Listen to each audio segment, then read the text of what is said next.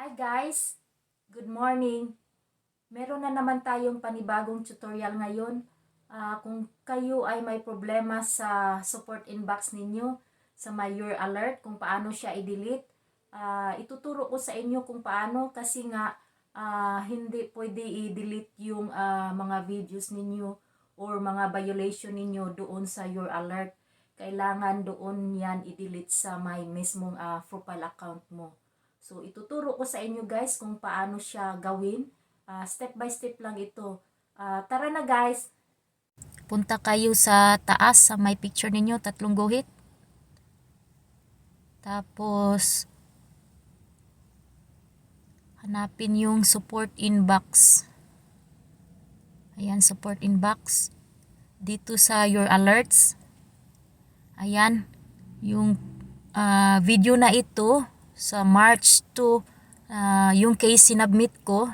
Click natin siya para malaman natin yung publish by. So isulat ninyo yung publish by kung kailan ninyo na upload ito, May 16, 2023. So i-take note ninyo yan para malaman ninyo ang video na iyon. So tandaan ninyo yun. Balik kayo.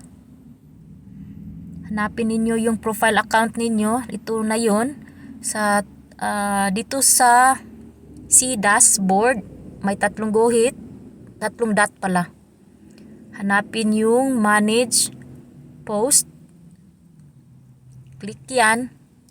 At dito sa filters, type ninyo yung go to yung date, May 16 yun, di ba? 2023. So hanapin, balik tayo sa year 2023. Dito sa May. So 16 yun. Tapos okay. Then click yung done.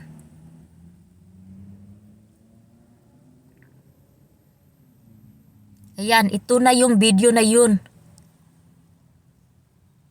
So nasa taas. Tingnan ninyo.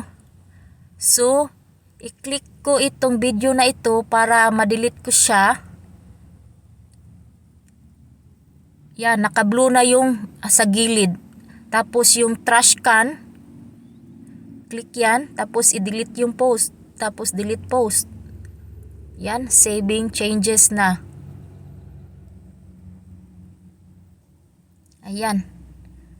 Tingnan ninyo, nawala na yung video na yun. So yun lang ang pag-delete guys. Ganyan lang ka-easy. Thank you for watching guys! I hope nagustuhan ninyo ang tutorial ko ngayon at pakishare naman sa iba para naman tayo makatulong sa mga baguhan dyan na hindi pa nila alam kung paano gawin ito. At paki-like naman kung nagustuhan ninyo ang video ito.